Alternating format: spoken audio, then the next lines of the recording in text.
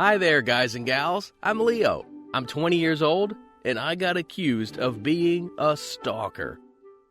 Don't worry, I'm not dangerous. It was all just a big misunderstanding.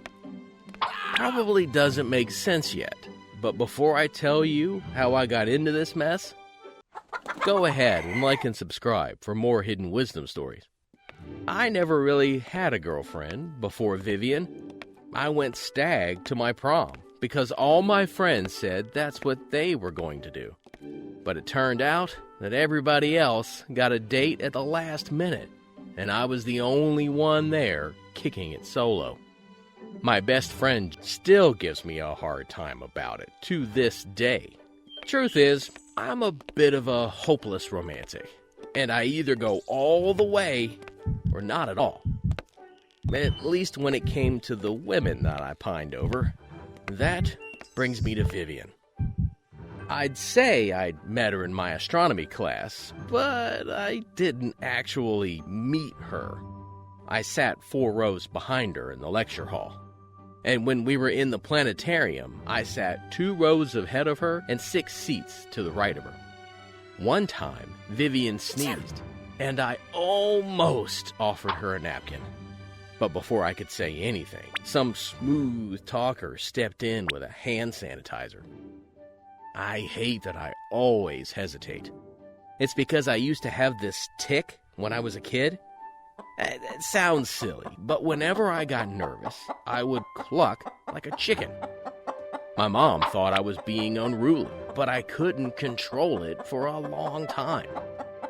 It's gotten better now, but around girls like Vivian, I was worried that if I opened my mouth, the tic would come back. Over the years, I learned to keep quiet. But Vivian was so intriguing. I started moving closer to her. Not all at once. At first, I just sat 1 seat closer to her. And then the next class, I'd sit another seat closer. It wasn't long before I was close enough to hear her voice, and it was divine. I remember one day before class, she was on the phone with her boyfriend, and it sounded like she was mad at him. Of course she had a boyfriend, I thought. The next day, I saw her in the food court. We were the only 2 there, and I almost said something. In my mind, I searched for options. Maybe I could say, hi. No, hi was boring. What about that astronomy class? It was out of this world. No, too punny. I needed something cool. Something like, hey. I was daring myself to do it when she caught me staring at the back of her head. I immediately looked at my sandwich. It was our last class before winter break, and I saw that smooth talker approach Vivian and start chatting her up. I found out that she had just broken up with her boyfriend. I couldn't believe that smooth talker was already sweeping in. But I was kicking myself for waiting. I panicked and told myself I had to act, but I didn't know what to do exactly. So I just walked over to them. I was waiting for some great idea to ooze out of my brain, but I couldn't think of anything. I just stood there like some mouth breather. They were looking back at me, and then Mr. Smooth Talker asked me if they could help me. I still didn't say anything. My mouth was dry. Suddenly, I imagined myself clucking like a chicken, so I kept my mouth shut. But then he called me a creep and said that I seemed like the kind of guy who would creep up on somebody. He started to get in my face, but then Vivian stood up for me and told him to leave me alone. She said that I was mute and told him to buzz off. She asked if I was okay. I knew I couldn't say anything, so I wrote thanks in my notebook.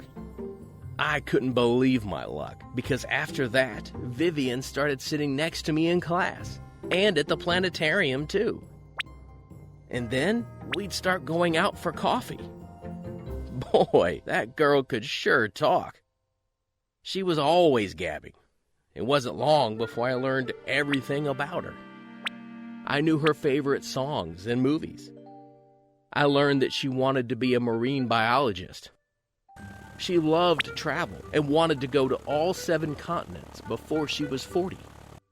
It ended up being a great match because I wasn't worried about having to talk so much. It was easy to give her a thumbs up or write, "Me too." When I learned that she liked guys well-groomed, I started getting a haircut more regularly. I started to dress like I thought she'd like and style my hair like she'd like. I didn't know if we were a thing or not, but we started spending a lot of time together.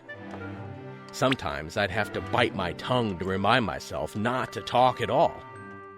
One day at the planetarium, Vivian told me that she felt more comfortable with me than with any other guy. And then she leaned in and kissed me. I was surprised, to say the least, and I wanted to tell her what she meant to me, but I couldn't, not with words anyway. I ended up texting back and forth with my old buddy one night. When I told him I had a girlfriend, he didn't believe me. He said he didn't think I could even get up the nerve to talk to a girl like Vivian. We met up, and I admitted to him how she thought I didn't have vocal cords or whatever. And he couldn't believe what a mess I'd gotten myself into. He was telling me that I had been lying to her, but I reminded him that I didn't say anything. But then he asked me why I was losing sleep over it. Ryan knew me pretty well, I had to admit. I was losing sleep. I stayed up late worrying about what could go wrong. I had just finished my astronomy exam, and I was waiting for Vivian in the hallway. But when I was waiting, Mr. Smooth Talker came by and told me that he knew I was faking. And then he said he was going to take Vivian from me. But he didn't see that Vivian had just stepped out of the classroom, and she heard what he said before he walked off. She was furious and got really defensive of me. She said she was going to go to the professor, and if he didn't listen, she'd go to the dean. On one hand, it felt great to have somebody that had my back. But on the other hand, I felt guilty. I couldn't let my lie go any further. There, I said it. Lie. I lied. See, what Ryan told me was that a lie can be done with words, but it can also be done with silence. And this smooth talker, he was right. The whole time I thought he was the bad guy. But at least he was honest. So I spoke to my girlfriend for the first time. I said, "Please don't."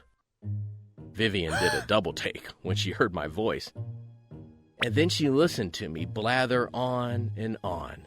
I didn't end up clucking like a chicken like I feared, but I did apologize. I explained about my childhood tic and how I was afraid of embarrassing myself. I told her I had been interested in her for a long time. I told her I was never mute, that I was just nervous. I said I knew it was a lie, but I didn't mean to hurt her.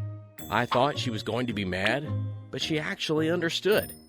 I figured I was the one with the surprise, but then Vivian admitted that she knew all along. She said that she liked that I was quiet. She told me that she had been called a loudmouth and that she talks too much. In fact, she lost a couple of boyfriends over it. But with me, she didn't have to worry about bumping her gums all the time. We both felt pretty silly now that both our lies were exposed. I asked her if she thought our whole relationship was a lie, but Vivian didn't think so.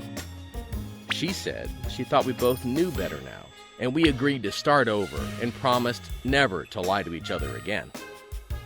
Honesty's the best policy, guys. See, I didn't have to lie with my words to be deceptive.